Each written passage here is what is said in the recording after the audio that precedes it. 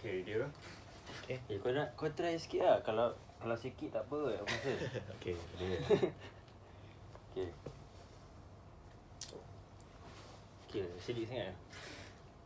Ke putih. Okay. Just saja.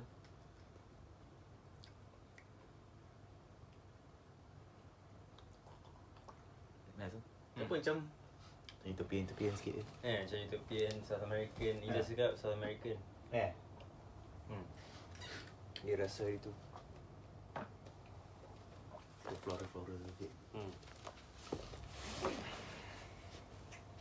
Sikit air boleh? Ambil lah. Okay Tepi bawah je.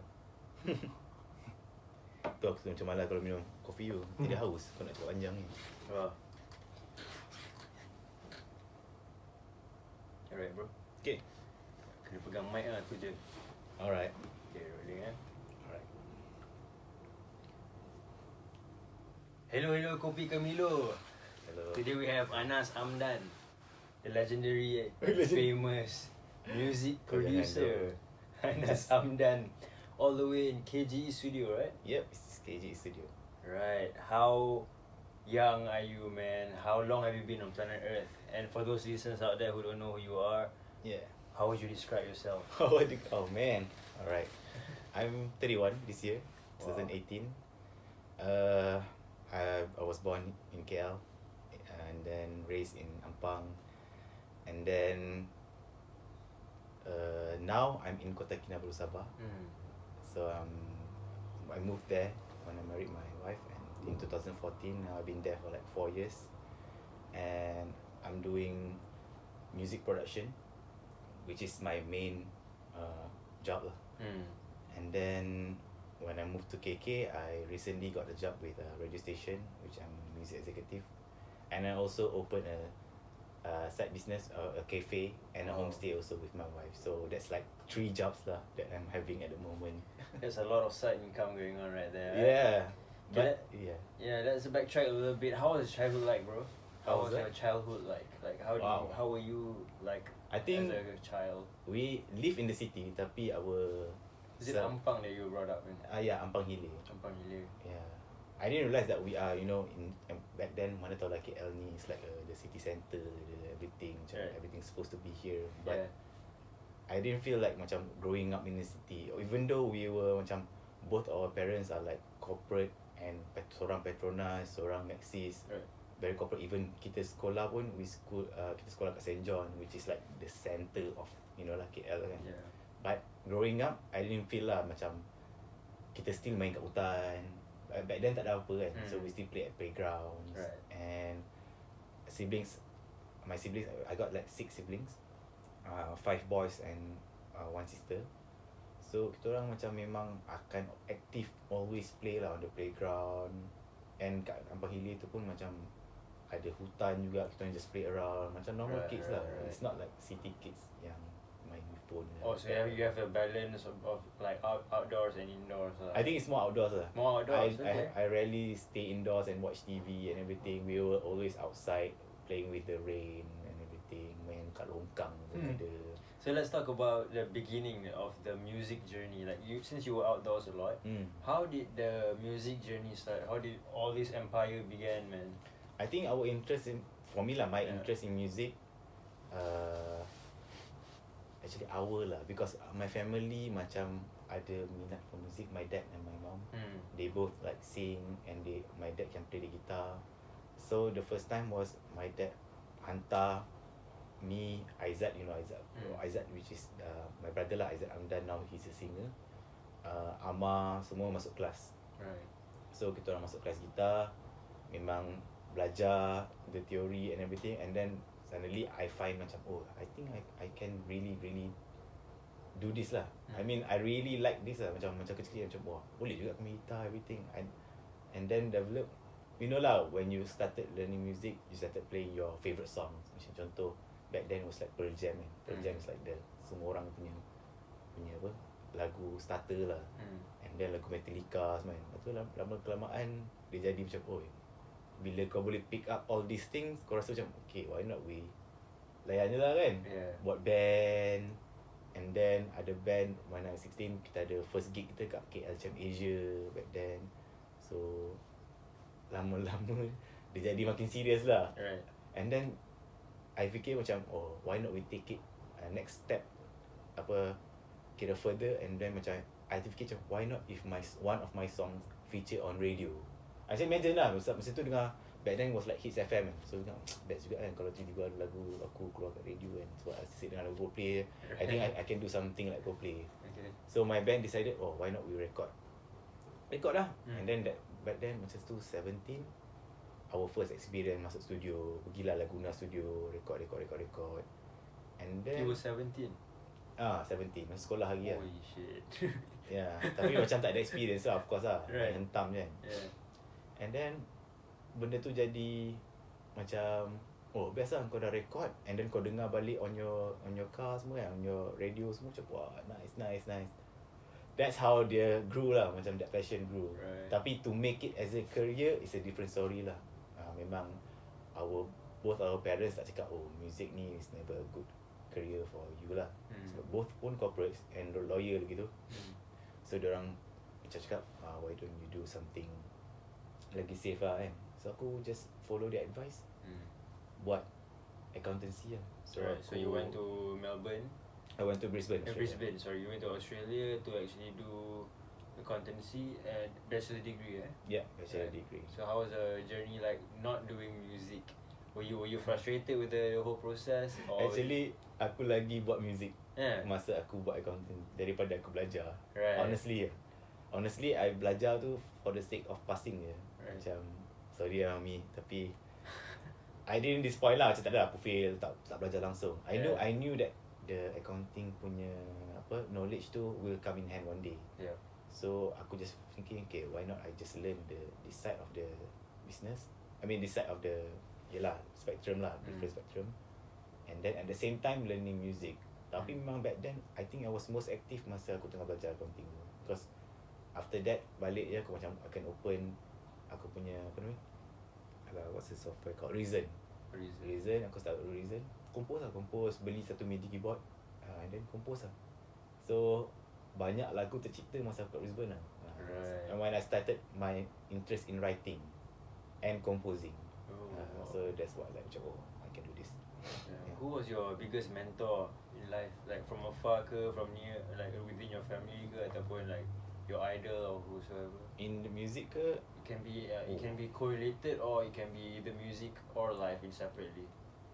I think in music is Mike Enziger lah.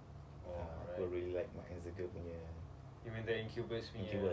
Incubus punya guitarist. Yeah. So dia macam aku punya first idola in music lah. Macam aku like dia punya guitar work, aku like dia punya arrangement, aku like dia punya direction semua. It's very macam experimental, not to be the same thing all over kan. So macam Incubus tu aku macam memang wah, in music macam memang banyak lah aku reference Incubus and everything. So bila dapat jumpa baru-baru ni masa Yuna punya konsert tu aku macam wow, tak tahu nak cakap idol. So since it's going full circle now, because you're also close with Yuna, right? Okay. Yeah, you're close friends, with Yuna, like with friends, and since Yuna is close with Mike, yeah. is that how you get in touch? Yeah, that's how we met. Yeah. Cool. Do you think there will be a possibility for you to make music with him someday? Oh. Now that has happened, is this kalau ada rezeki, why not lah. One step closer, bro. Ya, aku rasa macam I don't know man, I don't know. For now sekarang rasa kalau ada rezeki aku jalan je. Tapi if tak ada pun aku happy juga. Aku macam macam tu lah. Tapi aku admire dia. Okay. Apart from music, let's talk a little bit about Liverpool. How much do you love Liverpool, bro? Liverpool bukannya aku punya natural selection, tapi sebab boys dalam family aku, we were not allowed to sokong same team. Sebab aku ada banyak boys, ada 5 boys. Right. So seorang dah pilih Man U. Macam ni masa kecil lah, bukan, tapi aku memang suka Liverpool lah. Masa kecil, seorang suka Man U, seorang dah ambil Arsenal. So aku macam, aku tinggal Liverpool. So aku ambil Liverpool. Tapi lama-lama kelamaan memang aku dah fell in love with Liverpool, and I sort of the hardcore fan jugalah of Liverpool. I never miss a game. And you know lah, being a Liverpool fan bukannya best sangat pun kan. Kau kena lah, every year kau kena. Tapi somehow macam kau rasa macam aku akan menang one day, and that one victory will be like the sweetest victory compared to yang lain-lain lah. Gitu lah. And then recently you won the Malaysian Airlines video competition, dude. Like how different was the experience, like going for that trip in comparison with the previous? Aku tak nak cakap lebih, tapi memang orang cakap pergi umrah kan. Aku cakap that's like itu extreme lah. Tapi macam yelah, it's like macam pergi umrah. Holy shit. Tapi itu lawak lah. Itu jangan, don't take it seriously. That's how it felt lah. Yeah, it felt like macam wow, kau finally like, okay, the journey was like all expenses paid, thank you Malaysia Airlines. I entered the competition pun last minute, one day before the competition ends, buat dia punya tu, and then last menang kan. Aku cakap, woi, biar benar menang kan. Lepas tu tengok itinerary dia macam not only you got to see the game, tapi you get to play and feel itself. So aku macam wow. When aku pergi sana, dia macam memang surreal lah. Aku susah nak explain in words, tapi because I saw your videos, your Insta story or something. Do you meet the players? We met Roy Evans. Roy Evans. The players, orang aku jumpa juga. The players. Ada actually. The morning of the game, diorang ada macam macam mana, I don't know what they call it. Macam dia macam jalan satu hotel, jalan one round. So they will go outside and meet the fans semua lah. So memang aku meet lah, macam Salah, I met Klopp, everyone lah, all the players. Tapi got the signature and everything. Memang best gila lah. Aku macam wow. Dia bergerak depan aku macam wow. Dah lah bawa rokok kan, macam wow. Aku macam ini isap rokok kan. Lepas Salah pun, Salah macam aku terus cakap Assalamualaikum, dia jawab Assalamualaikum. Macam memang starstruck lah. Shit dude. Like how's the experience like comparison with the one that you went before, the Liverpool trip? This time memang because different is kau dapat main kat Anfield lah. So itu mah aku look forward lah. And they treat us really like players lah. Macam sampai naik bus, go to the dressing room, the home dressing room yang memang betul-betul dorang ni. Tukar baju kat sana, and then masuk pun, bila masuk ada You Never Walk Alone yang anthem tu. So kau bayang lah, masa time tu memang aku punya goosebumps lah kan. Walaupun stadium kosong kan, tapi kau macam wow, dapat You Never Walk Alone yang anthem. Lepas tu dia line up, aku punya kawan-kawan sebelah memang aku rasa paling die hard kawan-kawan aku lah daripada aku. Diorang semua nangis tu. Aku macam wow, diorang semua macam oh my god. Yeah man. Aku yang macam should I be in tears too kan. Tapi tak aku macam goosebumps cukup lah kan. Damn. Tapi macam main kat situ pun macam wow, memang lain macam lah. The atmosphere tu yang kau dapat. So how long were you there? Like only 4 days. 4 days. But Dia first day tengok bola, second day main bola, third day first day sampai, second day tengok bola, third day main bola, and then fourth day balik. Tapi it was fun lah. Saya cakap apa lah, memang nama kau keluar kat billboard semua, macam masa tengah game tu ada nama kita keluar billboard yang congratulations Muhammad Anas semua. Tu macam nampak tu kan. So memang benda ni memang aku akan frame and cerita kat anak-anak aku lah yang aku pernah main kat Anfield. Damn, okay. So let's talk a bit more about your journey with Kasih Gegar Entertainment. Where do you get the inspiration, bro, to start all this? We started 7th of July, which is 7th of July 2007. Baru je 3 hari lepas lah. 11 years? Yeah. 11 years, 11 anniversaries. Oh my god, bro, you sustain the whole business, bro. Alhamdulillah lah, Alhamdulillah lah. It's a real up and down, struggle semua ada. Tapi if ni passion kita kan, nak buat music, and then aku dah get more stable lah, more consistent lah now. Tapi only until recently lah, it's not macam from the start, the beginning, kita orang dah already confident with everything. It started out back then lah, 2007, Aizat entered AF, Academy Fantasia. And then after that he got eliminated, and we decided why not we start our own macam production label, record label lah. Record label. And has anyone approached you prior to the idea? Has anyone approached you to actually or approach Aizat to sign him fully? Ada. Oh yeah, but then you were smart enough to actually thought of this beforehand lah, right? Yeah, tapi actually ada orang approach, tapi no one gave that Aizat punya full confidence lah that he can do this. Macam semua orang macam back then, kalau kau tahu Aizat is a bit not the commercial type yang people look for lah, gemuk, besar, and then macam always receive, biasalah in the mainstream kan, always receive criticism macam dia ni tak boleh jual, tak boleh apa. Right. So it was kinda macam okay, no worries, kalau tak nak terima tak apa, we just do it on our own. And kita buka lah. And then macam Aizat pun started, kita buat our record label, we invested in the first album. And Alhamdulillah masa first album tu it became a success lah, because with the sales and everything. And that's how Aizat punya name got di stamp kat situ lah. And then he lost a lot of weight, which gained a lot of attention as well. Macam people macam wow, ni Aizat ke? If you compare Aizat yang macam dulu, Aizat sekarang, it was like. Tapi kita after that it was a struggle lah. It's not that we know immediately everything about the music industry and everything kan.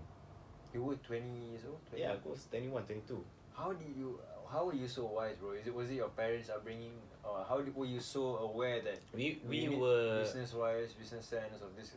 Business sense, of course. Memang awal-awal tu aku cakap memang aku ada zero business sense lah. I don't know what is it. Tapi macam my mother and my father was there.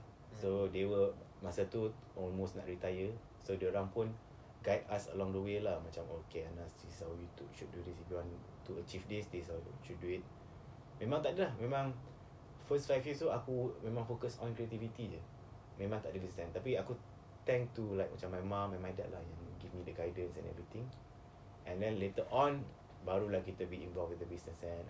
Now bila benda tu dah steady baru kau dapat the whole picture lah. Awal-awal tu memang aku cakap memang tak ada lah. Susah aku nak cakap aku ada lah. Memang tak ada maksudnya. I was really focusing on creative side je. All the music production, all the all the songs yang we will want to write, everything. The business side was like passed down to Amar, my brother juga, which is he handles KGE for a few years. And then kita ada jugalah orang-orang the industry yang tolong kita, macam Kak Nana, Abang Mujahid, yang already like otai in the industry. Right. So they guide us juga. Okay, so the whole journey was you started that. Aizat sort of came out of Academy Fantasia. Yep. And then first album.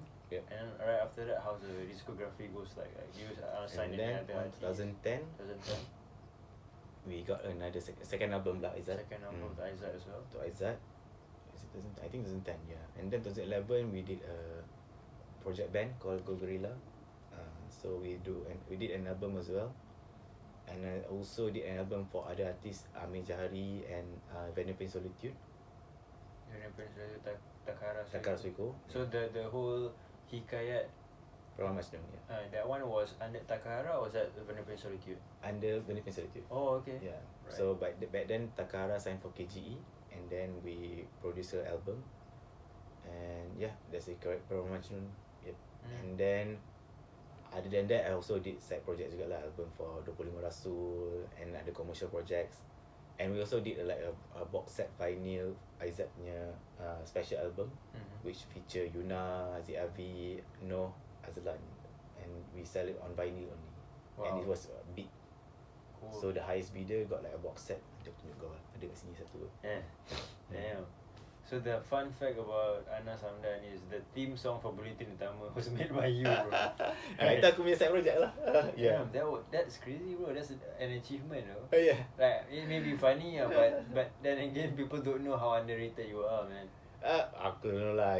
It's part macam actually memang aku suka buat music tau. Aku tak fikir sangat lah macam the name and everything. Aku suka bila orang give me one project and benda tu aku nampak exciting macam macam buat Bulletin Utama kan. Right.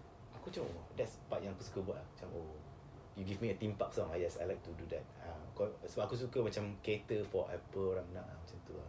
Not just in music writing je, tapi itu benda passion aku lah. Aku suka lah. Macam kau nak lagu for kau punya Milo, okay kau let me know, aku boleh try buat untuk kau gitu. Serious? Yeah, that's become my I don't know forte ke my job scope lah macam tu lah. Production. How is the process like for composing? What do you, is it different for every single time, or do you different, have is it more of a storytelling, or it's more of the to me it's more of the what you hear inside yourself and translate it into production lah.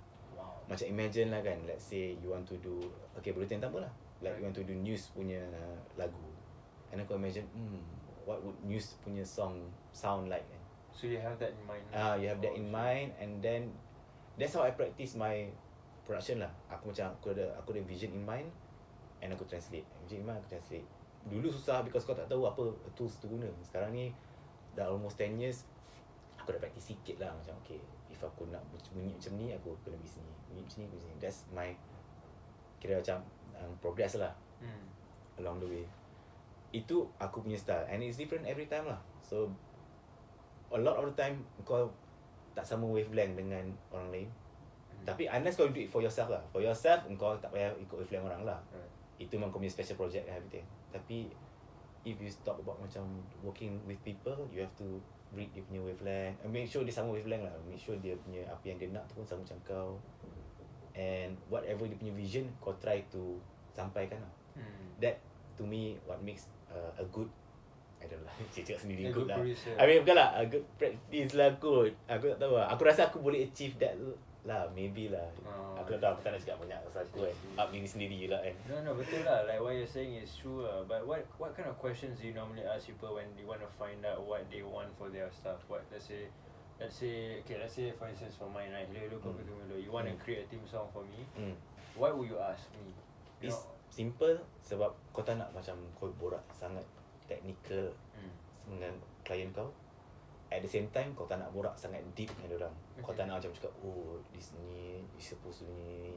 And kau tak nak juga macam, oh, actually kat sini should be 1 minute, 2 minutes. Kau bagi dia orang flow suka hati dia orang. Kalau dia orang rasa dia nak cakap, oh, aku nak bunyi macam itik. Macam itik lah. Kau layan je dulu. Aku rasa lah. Macam aku, if for example kau datang aku, first thing aku akan tanya is, what is your reference lah. Okay, apa reference kau?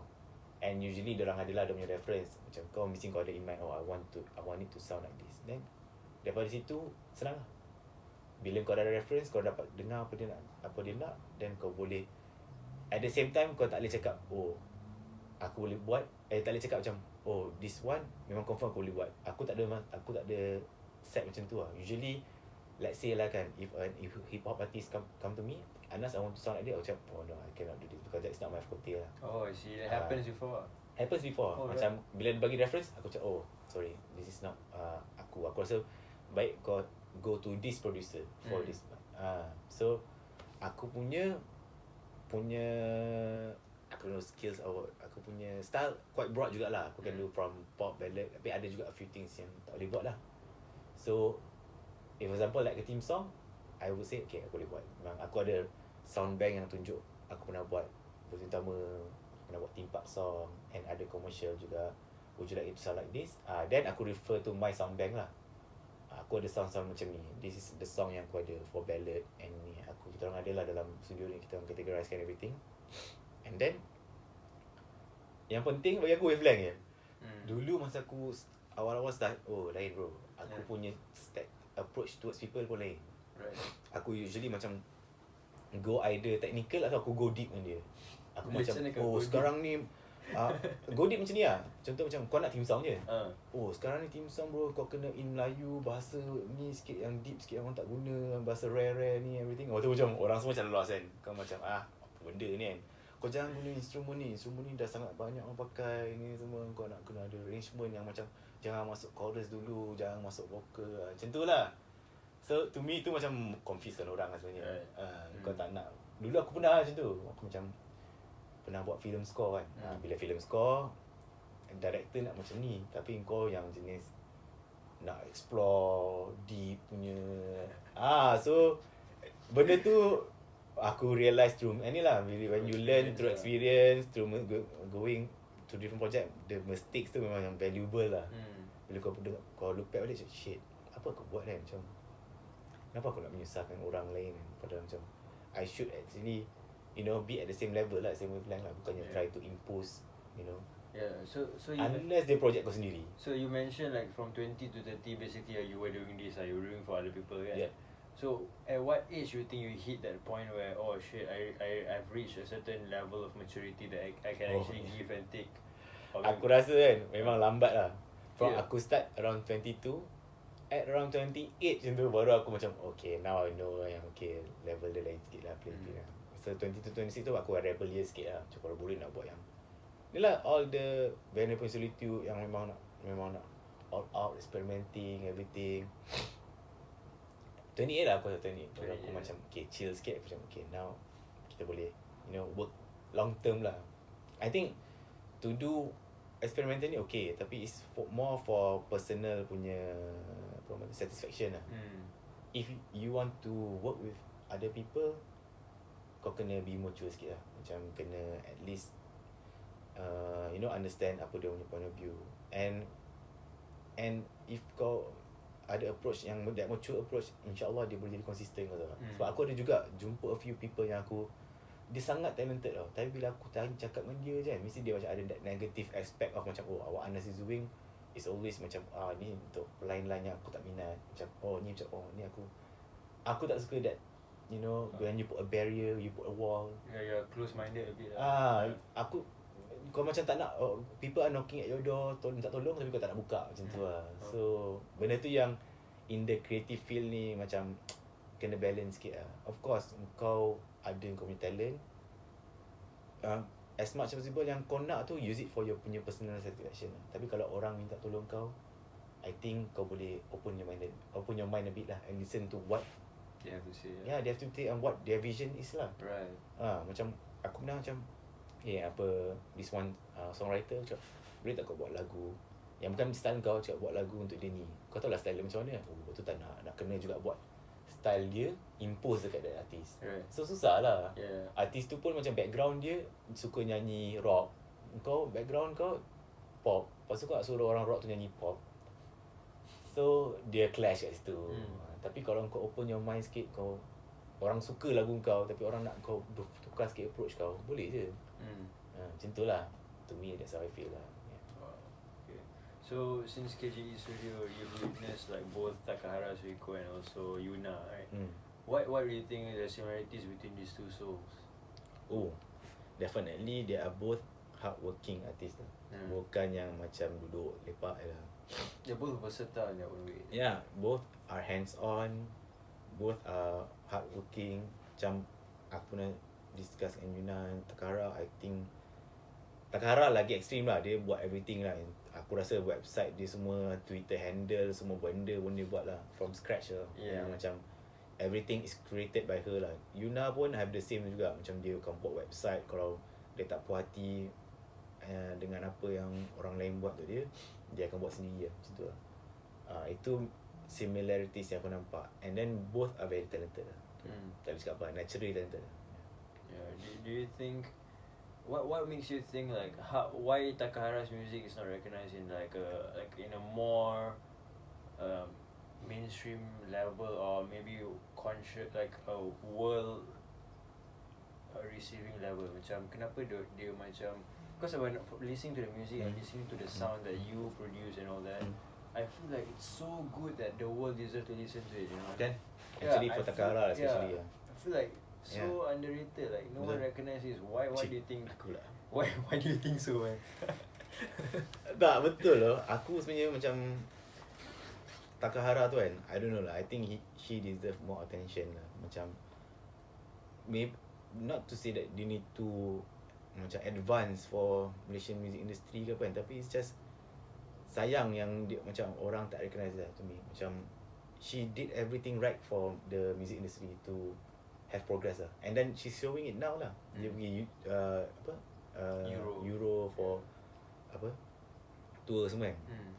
To me dia deserve a lot more, because what she does, dia buat, nak cakap bukannya dia buat English all the way, dia buat Malay, and then bukannya Malay yang macam orang tak faham. Malay dia proper Malay kot, yang macam kalau kau belajar kat sekolah pun kau boleh faham kot benda-benda tu. Tapi it's just somehow commercial tak commercial tu sebenarnya bagi aku macam, aku rasa dia commercial, tapi of course lah orang lain dia orang dah terbiasa dengan mainstream ni, being Malay mainstream lain. So it's to me the industry itself lah tak berapa open-minded lah. Tapi aku tak worry sangat about Taka, because I know she works hard, she will get the opportunity lah.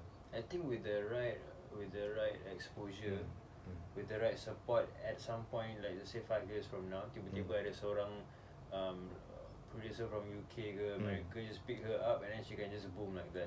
Betul. I feel like she's well prepared though. Betul. She's mature, everything. She's already experienced. Dia pergi Euro ni semua. I rasa dia macam memang a good stepping stone lah untuk dia. Tapi yalah, of course lah, macam aku wish yang dia boleh get a lot more attention here lah, because I think she is one of the artist yang untuk artist lah, yang you know, yang deserve recognition lah for her talent. Do you think that music produced here should be mastered overseas, or you think it's good enough to sign it in here, especially at KGE Studio? You think that macam bazir duit nak hantar overseas and to master, mix semua, because you already have the capabilities to do it here? Does it make a lot of difference? It depends on the project lah. I think mastering some of the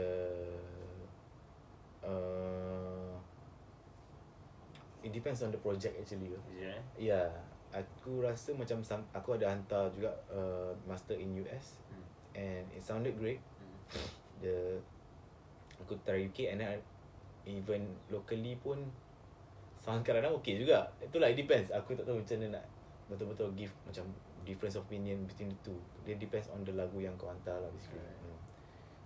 Yeah, mixing pun ada banyak karakter juga. So in different place you get different sound. Different sound lah.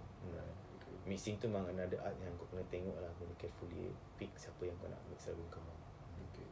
So you have crossed paths with various different musicians over the years. And what do you think is the most important characteristic of a great musician, or what makes a good musician good? I think if you talk about talent and creativity, and memang banyak dia, and some of them are like macam aku cakap, they are naturally talented. Some of them are like macam dia tak naturally talented, tapi dia ni minat music. So dia another quality jugalah. For the naturally talented ni, diorang ni macam memang macam orang yang macam perfect pitch ni semua, and then they know melody, and they know the chords, dia boleh main all instruments. The biggest quality yang diorang kena ada apart from that talent is ethics dia kena hard work lah. The ethics dia kena betul lah. For example, aku memang against orang yang tak datang on time, orang yang macam tak meet deadlines, yang macam nak kena, tak boleh kena push, tak boleh macam ingat macam nak buat seni ni macam relax je lah, tak boleh kena kacau, tak boleh incest environment. Whereas kalau kau tengok in America kan, macam Yuna pun cerita aku, the way diorang treat music production is like 9 to 5. Dia datang pukul 9, pukul 5 caw. So ada element of discipline kat situ. So you mean in terms of creating the music, 9 to 5 music. Orang ingat macam kat sini macam aku tadi kena stress ke, jom lepak mamak lu minum kopi, lepak 2 jam and then baru buat music. Aku rasa itu tak boleh apply in aku punya style lah. Aku tak suka macam tu. I think in today's world kan, dulu boleh lah, zaman hippie semua dulu, kau nak lepak and you know, lepak 2-3 jam, relax everything. Tapi for now aku tak rasa benda tu a good practice lah. Benda tu agak selfish lah. Kau bayang lah macam kau lepak 2 jam, orang semua tunggu kau. And then kau time is money kan. And then kalau kau I don't know lah, cakap power tak pun, semua orang pun ada talent dia sendiri kan, tapi semua orang have to use it effectively lah for everyone to work you know, with you lah. So macam aku pernah tengok Yuna record dulu, it's like macam office hour lah. Pukul 9, lepas tu apa nama dia, pukul 5 habis. Kau tengok Metallica record macam mana, dia punya singer tu kena tulis lirik on the spot juga, sebab dia nak record everything. So dia very systematic juga tau. Orang ingat macam boleh relax. Aku against that lah. So, aku rasa quality tu tak patut ada. Kau kena, with your talent, you kena ada good ethics as well. Self-discipline as well. Yeah, self-discipline.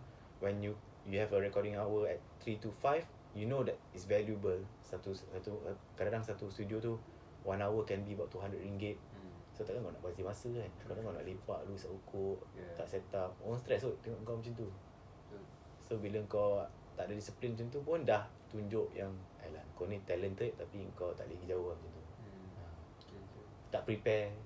Macam like musicians, sebab bandmates kan, what do you think is the best way to find the chemistry between bandmates? Oh, itu lah. Band a bit tricky because diorang ada 5 to 6 kepala lah. So kau nak make sure 5-6 kepala ni bersetuju untuk satu benda memang susah. Yeah, that's what happened when I was with Go Gorilla lah. Kita orang memang enjoy gila kita orang punya output of creativity. Right. Tapi the process tu agak macam orang cakap macam agak tedious macam tu lah. Right. Macam leceh siul nak buat satu benda ni pun.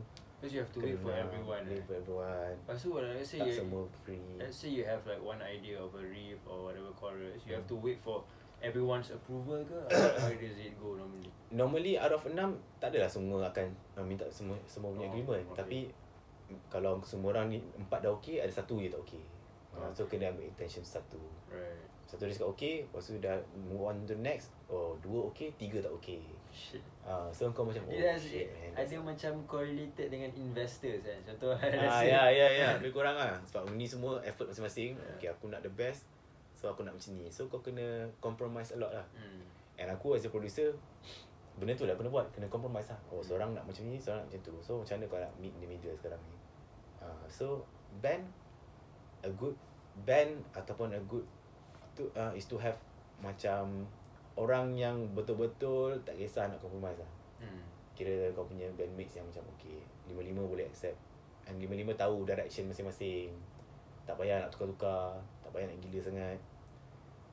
Aku rasa tu baru boleh jalan lah. Maybe like Kyoto Protocol yang 4-4 semua dah aku tahu ni lagu kita jalan, tak payah fikir banyak. But does that mean like the lesser the bandmates, the better, the easier the chemistry to be formed? Macam mana? Macam the lesser the bandmates, macam compare tak juga. Kadang-kadang two-man band comparison tak juga.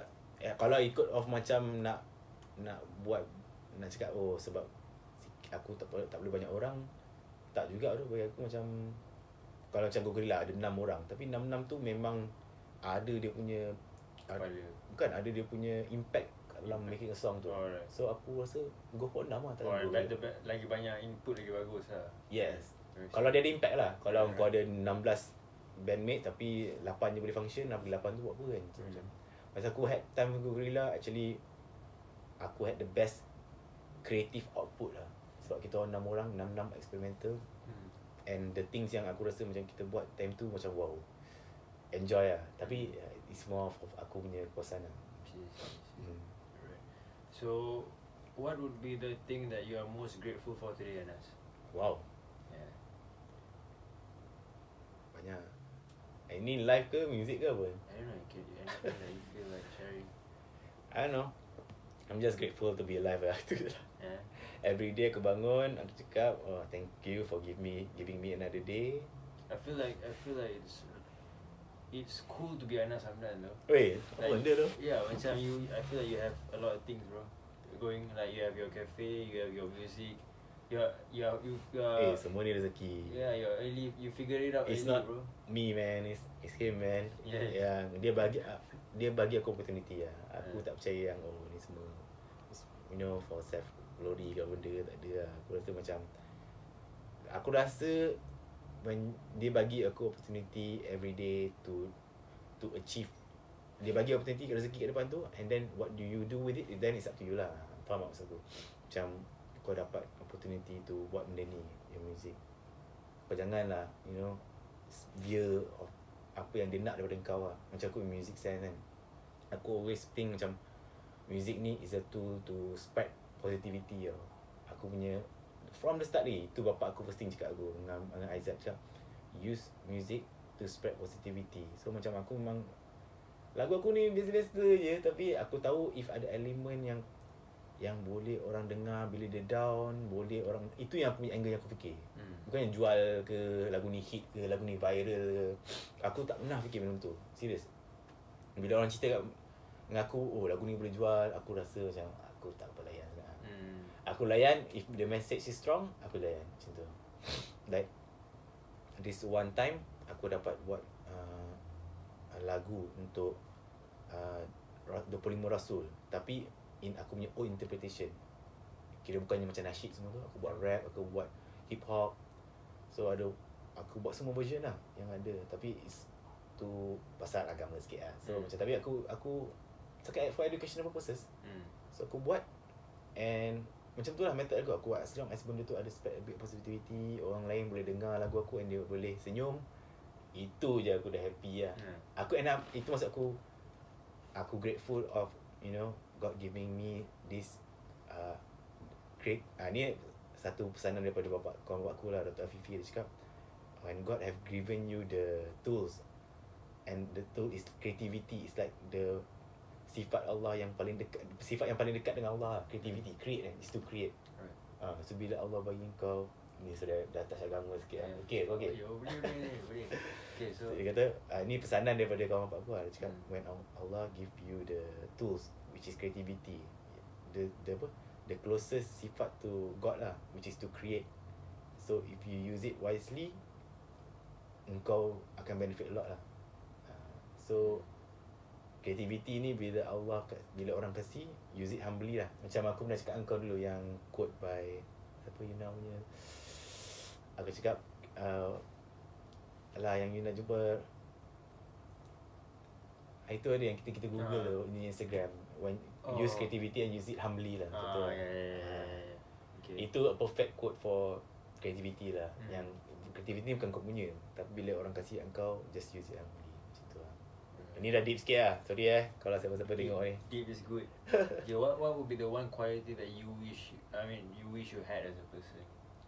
I wish I had lah. Yeah. Like macam some people they wish they're more patient, or some people they wish they're not taller, let's say wiser, you know, they more like deep. They're not. They wish they're a bit more deep thinking like you, I guess. Yeah. Yeah. What do you wish as a person? Yeah. What quality that you wish you have as a person? I would say, okay, aku ni I know we always think creatively ni kan. Aku banyak person yang suka self-reflect diri sendiri lah. Macam, if something is wrong, aku suka macam, why is it me ke apa kan. So kalau kau cakap deep lah kot, aku tak tahu lah kan. Okay. Tapi if one one quality, is it? Yeah, one quality you wish you had as a person. Aku rasa to be more discipline lah.